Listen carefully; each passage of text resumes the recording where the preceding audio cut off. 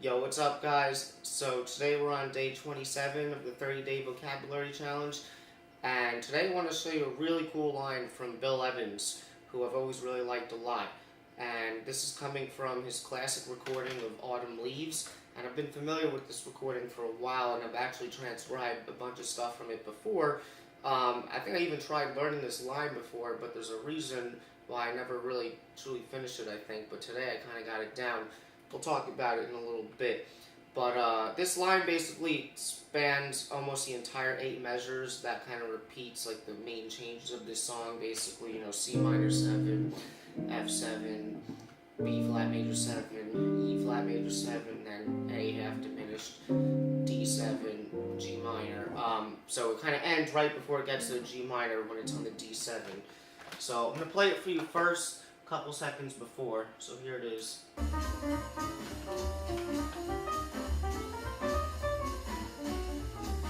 Right now.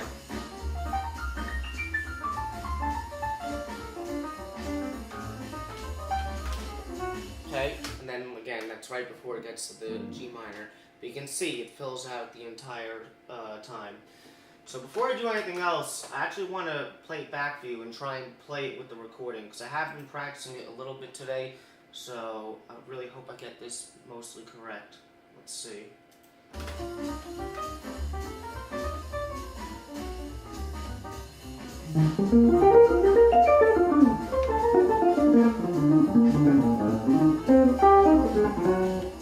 Okay, so, you know, it's a little shaky. It's still something definitely I can get better under my fingers, but there's some really, really cool stuff in this, so let's talk about it. Okay, now I do want to play this for you slowly. Actually, yeah, let me just do that real quick before I say anything. So this is at least how I adapted it for the guitar. This is it slowed down.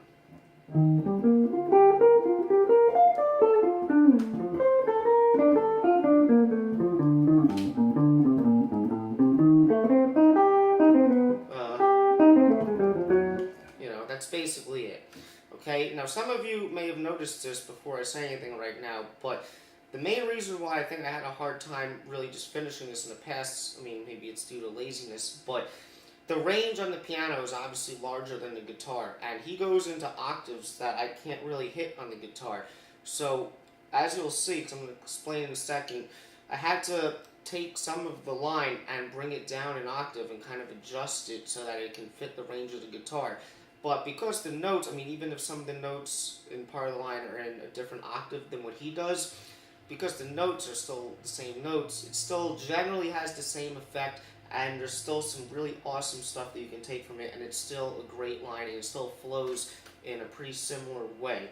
So it's still, even, I mean, if you're a guitar player, that is, it's still a really good thing, and it was cool to kind of adopt this for the range of the guitar. And even on the guitar, the range of this particular line, like the lowest note is over here and the highest note is up here, so even with the adjustments it's still a pretty large range.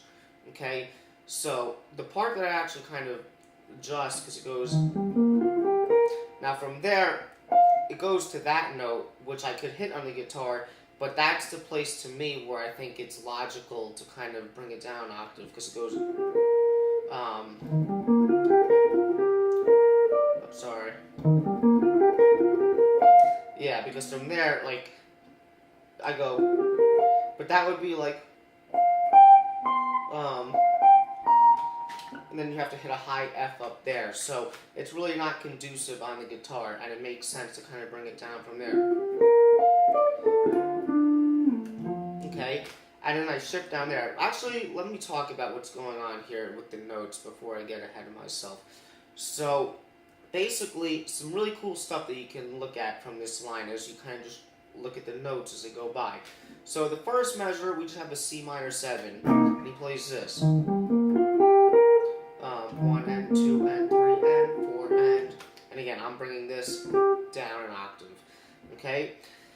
And if we look at those notes, so basically starts with an E flat major triad, which is obviously related to C minor 7. It's just without the roots, like the relative major. So just basic chordal outline. Now here it's really cool because it basically jumps up a fifth, which this again is still C minor 7. That would be like the 11. But I really like this, how he's kind of jumping intervallically in the middle of the line, but still ascending, still keeping the contour smooth. And then from there, he's got chord tones, the fifth and the flat seven. So again, this note is more of a color tone, but I guess because it's leading into this and this, which is going back to chord tones, it sounds good. And even that alone, like I said, even using that to kind of seed another line or just to kind of start it like as a fragment, that's a great little thing you can use for either a minor 7 outline, you know, or even like a major 7 if the chord was E flat major, you know. So that's awesome, and I really like how he kind of jumps up a fifth in the middle of it.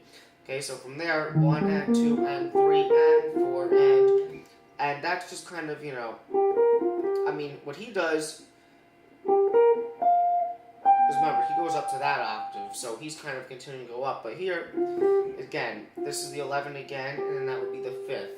But it's still just very logical for C minor 7. Okay, now this is really cool. Now we're on F7, and he plays this.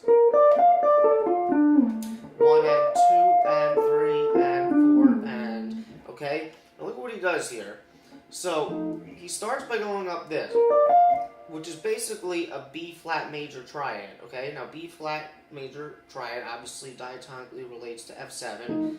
It's kind of like the 1 chord, which is almost like what it's approaching. But there's a really specific reason, in my opinion, why this works really well. Because look at what he does after that. He goes 1 and 2.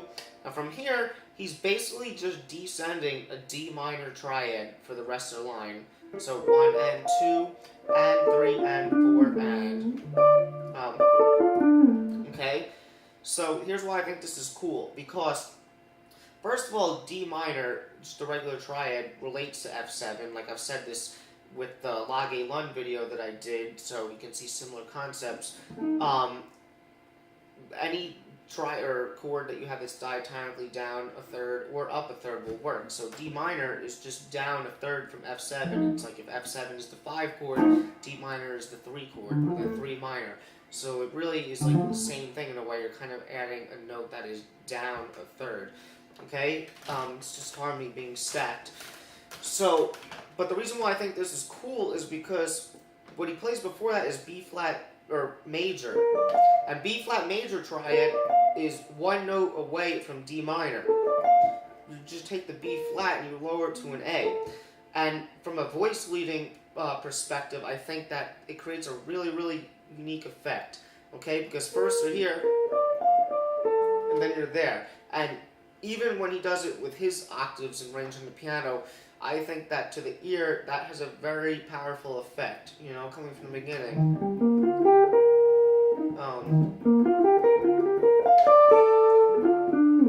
Right? It sounds really cool. And again, even though the chords might be 7th chords, like major, minor, dominant, when you're soloing, you're kind of using these triads, and they sound very sophisticated, and you're kind of altering them. And even, like I said, B flat major and D minor are so close. They're even essentially substitutions for each other. But the switching up one of the notes really makes a difference. Okay, so basically that's what he's doing, coming down to F7. Okay, now there's a reason for the guitar that I come down and do it with the slide, because I could have done it like this, but I do it like this. Yeah, or where's that? Yeah, it's ending on the 3rd of D minor, or the root of F7. The reason why I slide down is because the rest of the line, to me, it's going to be more conducive to shift down positions and even play this next part over here. So I'm already getting my hand in this position over here. Yeah. Okay, then we have B flat major. He plays this. So 1 and 2 and 3 and 4 and, right? Yeah. And it's just a really cool idea that you can use even just for B flat major or any major chord for that matter. Right? And I really like how he kind of has that enclosure with the tonic, and then he just goes down to the 3rd, going down to 6 basically, and then going up to the 7. So real nice movement there. Then he's basically just coming down the arpeggio, B flat major 7. So 1 and 2 and 3 and 4 and what does he do from there?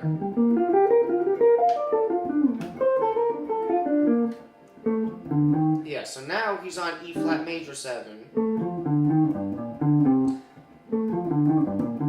And basically, so it's almost like that's the sharp 11, so it's like Lydian, E flat major. And then basically just here's her straight up like E flat major outline. Third, second, major 7, root, then he's doing this, which to me is like G minor. But again, G minor is related to E flat major, it's just up a diatonic third. So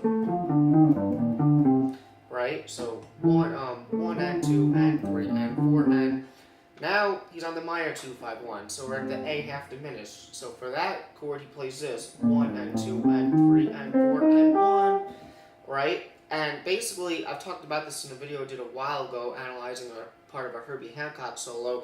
He starts with an enclosure that leads to the tonic, the A, but the enclosure starts in a downbeat of 1, which is an interesting thing to do, because usually you'd think that the chord tone comes in a downbeat, and the enclosure might come before that, or maybe in the middle of the measure. But here, the enclosure, or the flat 9, which is actually part of that scale, but that's the downbeat, so 1 and 2. Now from here, he just goes up 2 octaves of the A diminished triad. So 1 and 2 and... So 1 and 2 and 3 and 4 and 1. Right? And then he lands on this for the D7, which in relationship to D7 is the 11, which is kind of interesting. So...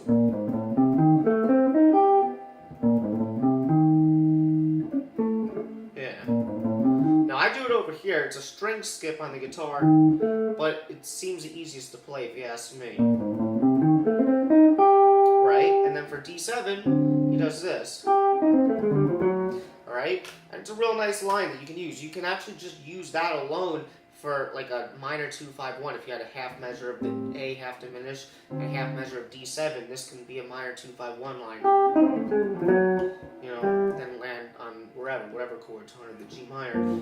But basically, it's coming down an A half diminished triad, which is basically what the 2 chord is. So maybe, again, why we land on this note, maybe you can kind of assume that we're still kind of implying that A half diminished sound, which would be the flat 7 of that chord.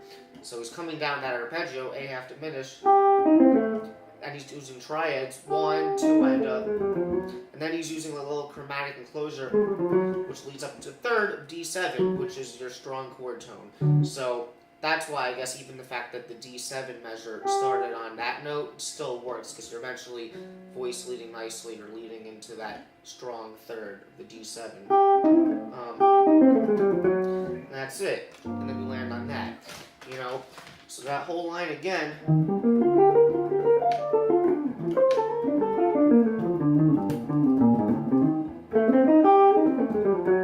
You know, it's a really, really good line. I mean, Bill Evans is an amazing player. The changes are outlined perfectly here.